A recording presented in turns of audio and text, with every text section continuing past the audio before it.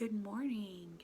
Well, we are reading The Hobbit by J.R.R. Tolkien, and we are on chapter 9, Barrel Out of Bounds.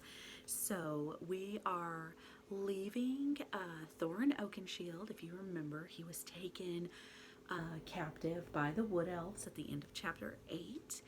And he was in their dungeons. The king threw him in the dungeon because he wouldn't answer his questions about what they were doing in Mirkwood. So we're going to leave him there, and we are going to join Bilbo and the other elves to see what happened after their battle with the spiders. So, all right, chapter 9, Barrel Out of Bond. The day after the battle with the spiders, Bilbo and the dwarves made one last despairing effort to find a way out before they died of hunger and thirst. They got up and staggered on in the direction which 8 out of the 13 of them guessed to be the one in which the path lay, but they never found out if they were right. Such day as there ever was in the forest was fading once more into the blackness of night, when suddenly out sprang the light of many torches all round them, like hundreds of red stars. Out leaped wood elves with their bows and spears, and called the dwarves to halt. There was no thought of a fight. Even if the dwarves had not been in such a state that they were actually glad to be captured, their small knives, the only weapons they had, would have been of no use against the arrows of the elves that could hit a bird's eye in the dark. So they simply stopped dead and sat down and waited, all except Bilbo, who popped on his ring and slipped quickly to one side. That is why, when the elves bound the dwarves in a long line, one behind the other, and counted them, they never found, nor counted, our hobbit. Nor did they hear or feel him trotting along well behind their torchlight as they led off their prisoners into the forest.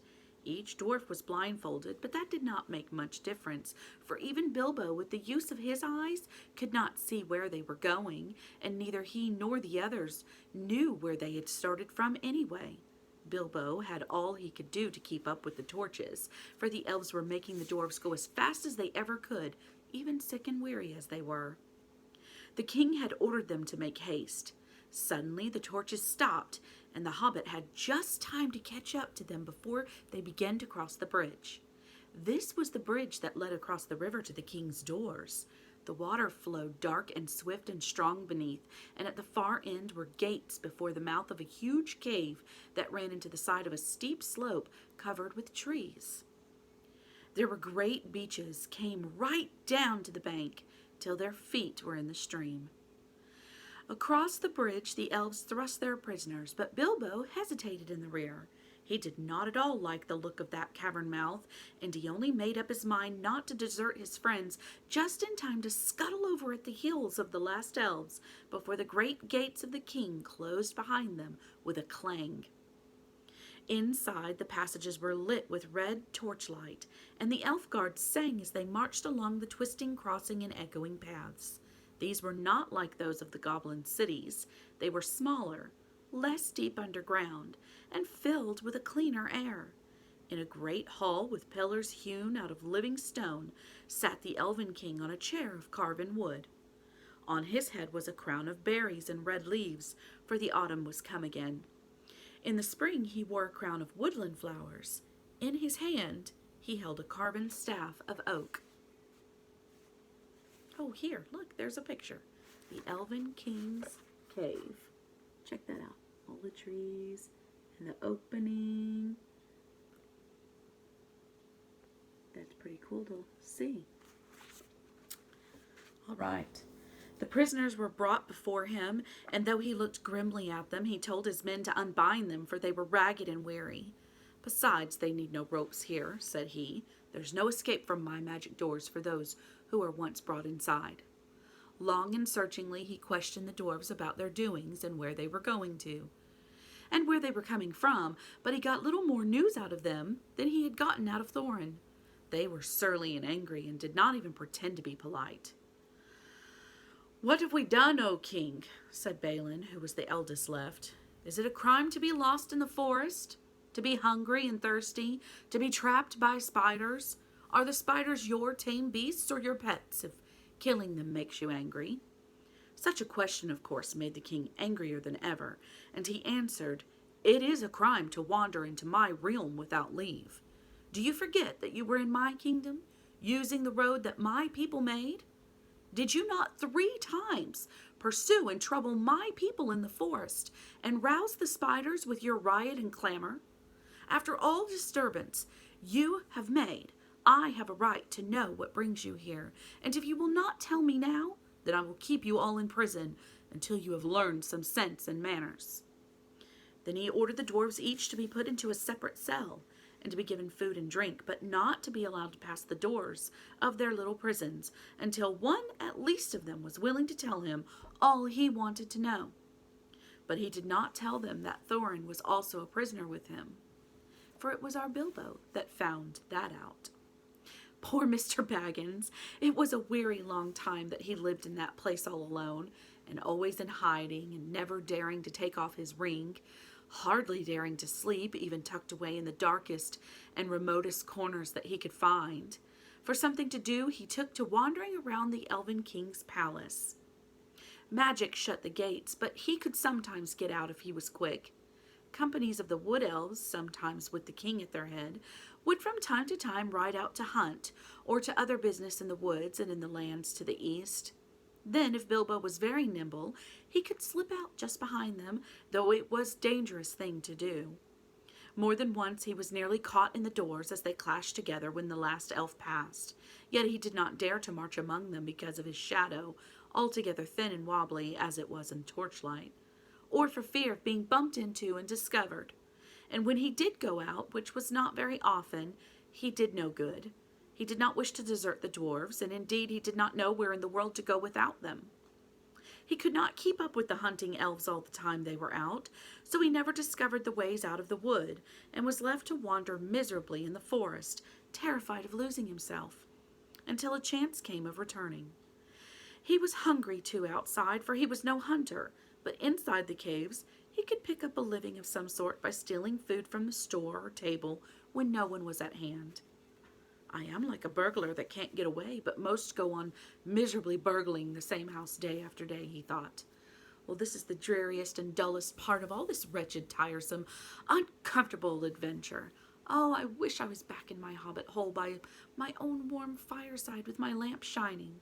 And he often wished, too, that he could get a message for help sent to the wizard, but that, of course, was quite impossible, and he soon realized that if anything was to be done, well, it would have to be done by Mr. Baggins, alone and unaided. Eventually, after a week or two of this sneaking sort of life by watching and following the guards and taking what chances he could, he managed to find out where each dwarf was kept.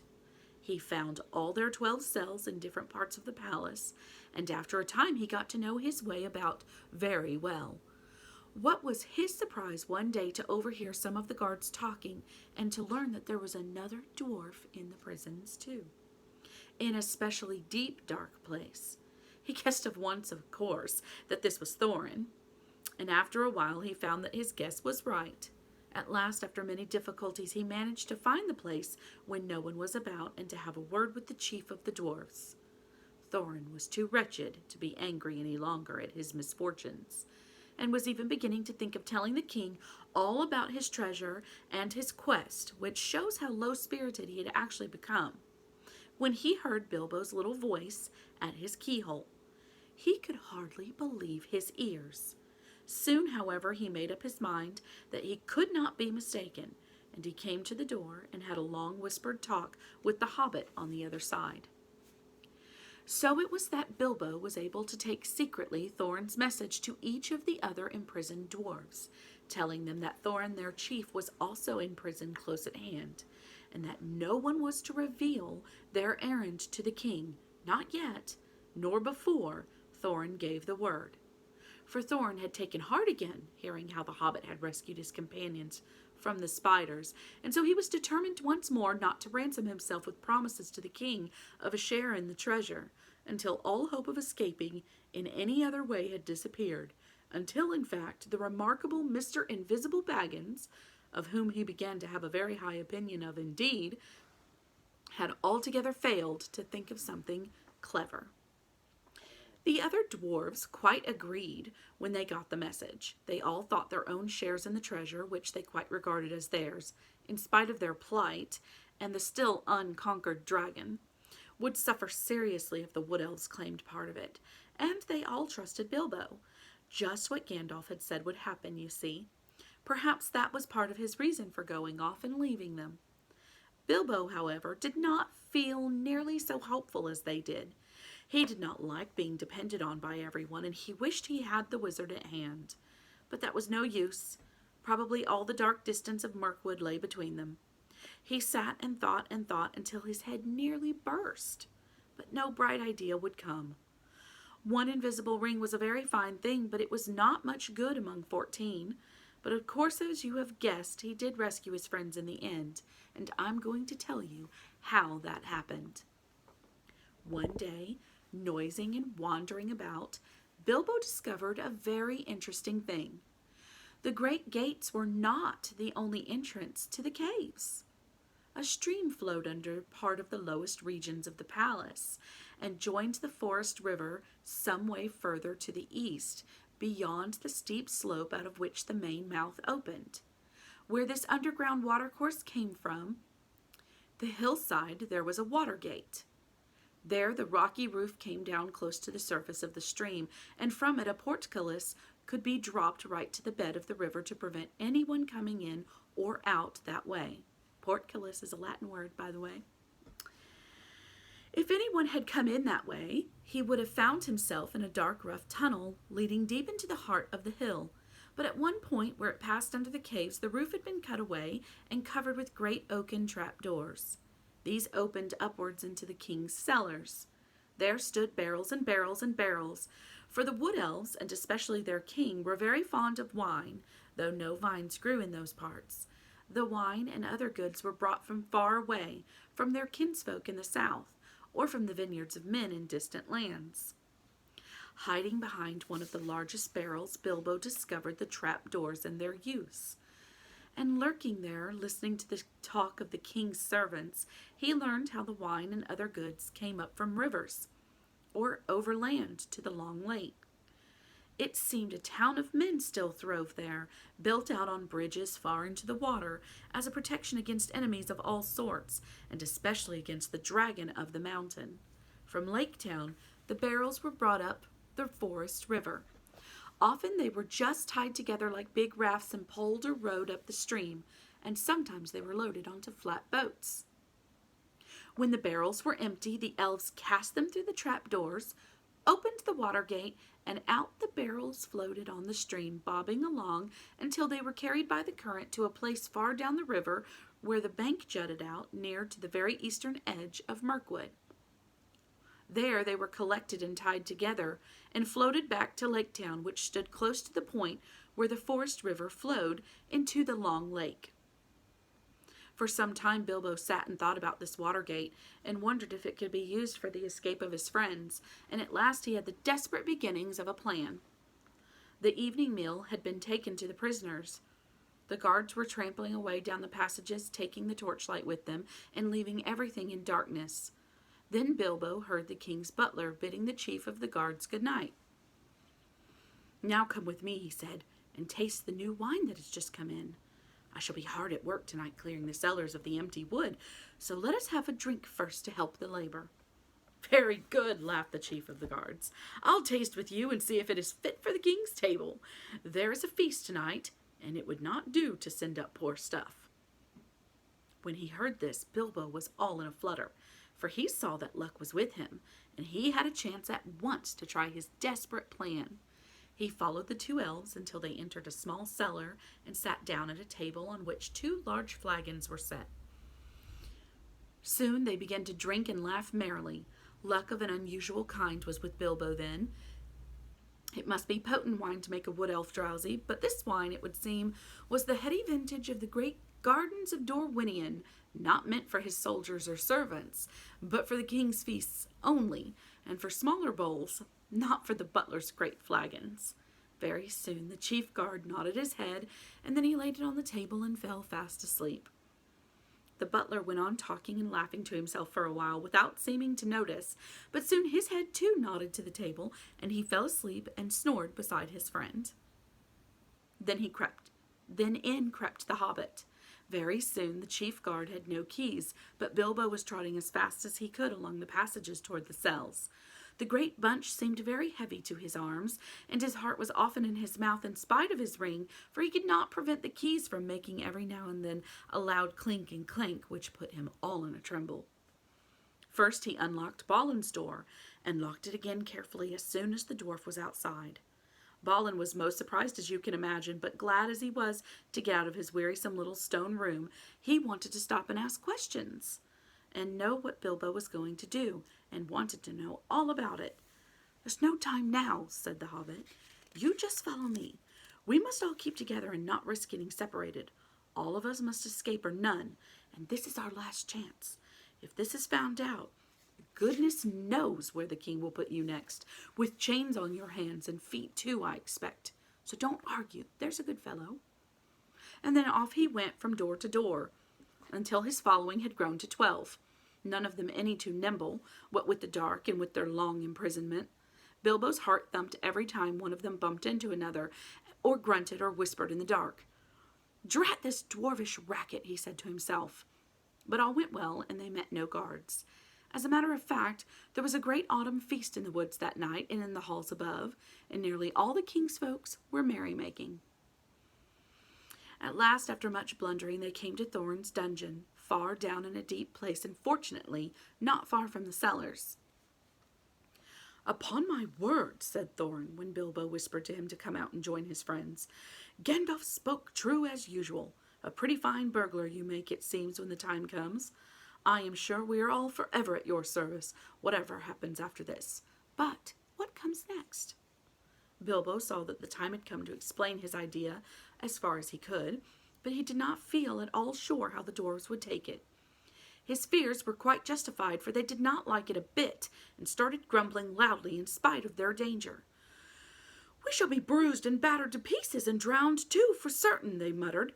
"We thought you had got some sensible notion when you managed to get a hold of the keys, but this is a mad idea." "Very well," said Bilbo, downcast and also rather annoyed. "Come along, back to your nice cells, and I will lock you all in again. And you can sit there comfortably and think of a better plan, but I don't suppose I shall ever get a hold of the keys again, even if I feel inclined to try." That was too much for them, and they calmed down. In the end, of course, they had to do just what Bilbo suggested, because it was obviously impossible for them to try and find their way into the upper halls, or to fight their way out of gates that closed by magic, and it was no good grumbling in the passages until they were caught again. So, following the Hobbit down into the lowest cellars, they crept. They passed a door through which the chief guard and the butler could be seen, still happily snoring with smiles upon their faces. The wine of Dorwinion brings deep and pleasant dreams. There would be a different expression on the face of the chief guard the next day, even though Bilbo, before they went on, stole in and kind-heartedly put the keys back on his belt. "That will save him some of the trouble he's in for," said Mr. Baggins to himself. "He wasn't a bad fellow, and quite decent to the prisoners. It will puzzle them all, too. They will think we had a very strong magic to pass through all those locked doors and disappear." Disappear! We've got to get busy very quick if that is to happen. Balin was told off to watch the guard and the butler and give warning if they stirred. The rest went into the adjoining cellar with the trap doors. There was little time to lose. Before long, as Bilbo knew, some elves were under orders to come down and help the butler get the empty barrels through the doors into the stream. These were in fact already standing in rows in the middle of the floor, waiting to be pushed off. Some of them were wine barrels, and these were not much use, as they could not easily be opened at the end without a deal of noise, nor could they easily be secured again. But among them were several others, which had been used for bringing other stuffs, like butter and apples and all sorts of things, to the king's palace. They soon found 13 with room enough for a dwarf in each. In fact, some were too roomy, and as they climbed in, the dwarves thought anxiously of the shaking and the bumping they would get while inside, though Bilbo did his best to find straw and other stuff to pack them in as cozily as could be managed in the short time.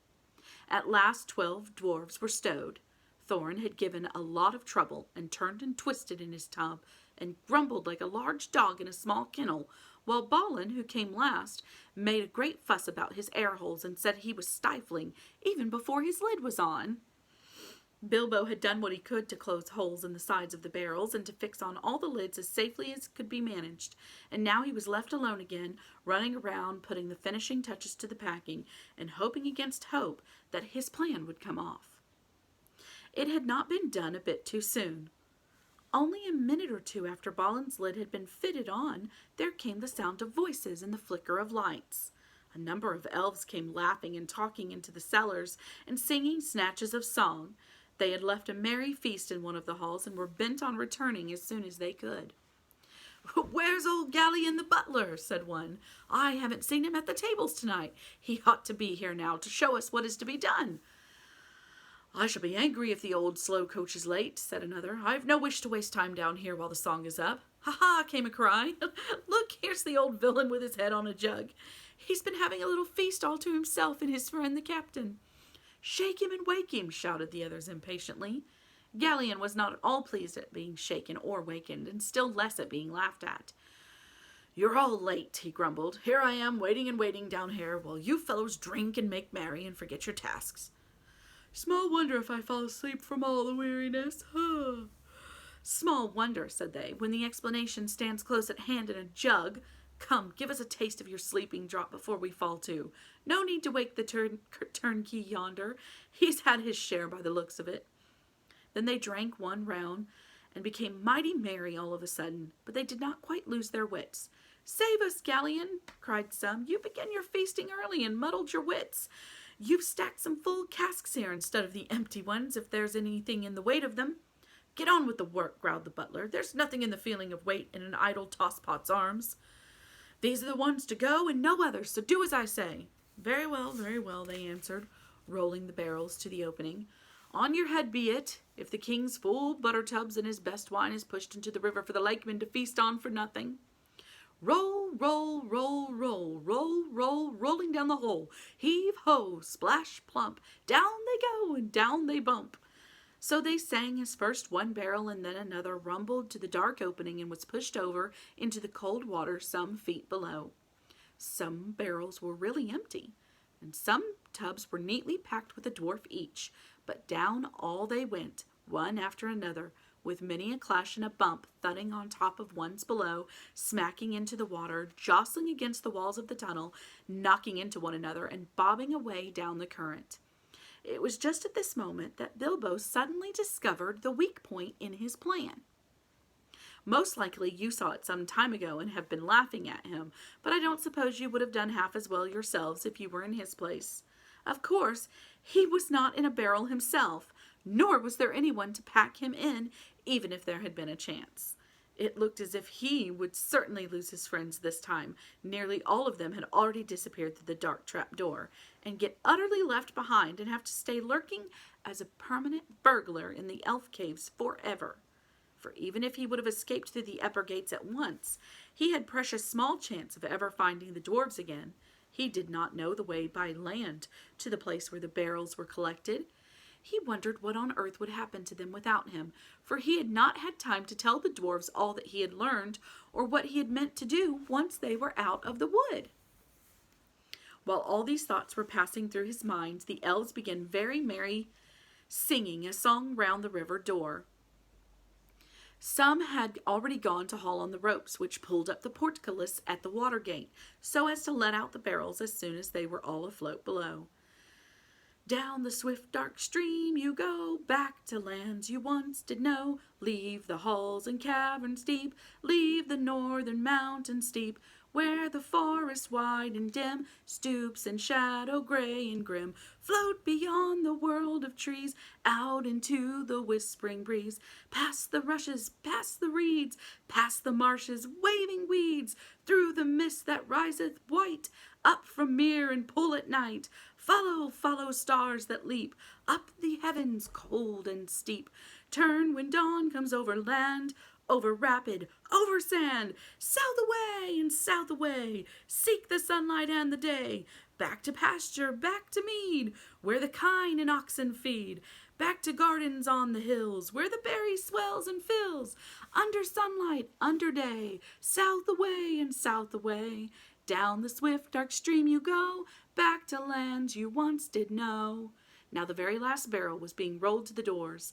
In despair and not knowing what else to do, poor little Bilbo caught hold of it and was pushed over the edge with it. Down into the water he fell, splash, into the cold dark water with the barrel on top of him. He came up again, spluttering and clinging to the wood like a rat, but for all his efforts he could not scramble on top. Every time he tried, the barrel rolled round and ducked him under again. It was really empty and floated light as a cork.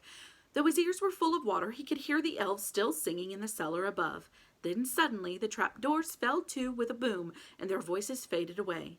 He was in the dark tunnel, floating in icy water, all alone, for you cannot count friends that are all packed up in barrels. Very soon a gray patch came in the darkness ahead. He heard the creak of the water gate being hauled up, and he found that he was in the midst of a bobbing and bumping mass of casks and tubs, all pressing together to pass under the arch and get out into the open stream. He had as much as he could do to prevent himself from being hustled and battered to bits, but at last the jostling crowd began to break up and swing off, one by one, under the stony arch and away. Then he saw that it would have been no good even if he had managed to get astride his barrel, for there was no room to spare, not even for a hobbit, between its top and the suddenly stooping roof where the gate was. Out they went under the overhanging branches of the trees on either bank. Bilbo wondered what the dwarves were feeling, and whether a lot of water was getting into their tubs. Some of those that bobbed along by him in the gloom seemed pretty low in the water, and he guessed that these had dwarves inside. I do hope I put the lids on tight enough, he thought, but before long he was worrying too much about himself to remember the dwarves. He managed to keep his head above the water, but he was shivering with the cold, and he wondered if he would die of it before the luck turned, and how much longer he would be able to hang on, and whether he should chance the risk of letting go and trying to swim to the bank. The luck turned all right before long. The eddying current carried several barrels close ashore at one point, and there for a while they stuck against some hidden root. Then Bilbo took the opportunity of scrambling up the side of his barrel while it was held steady up against another. Up he crawled like a drowned rat, and lay on the top, spread out to keep the balance as best he could.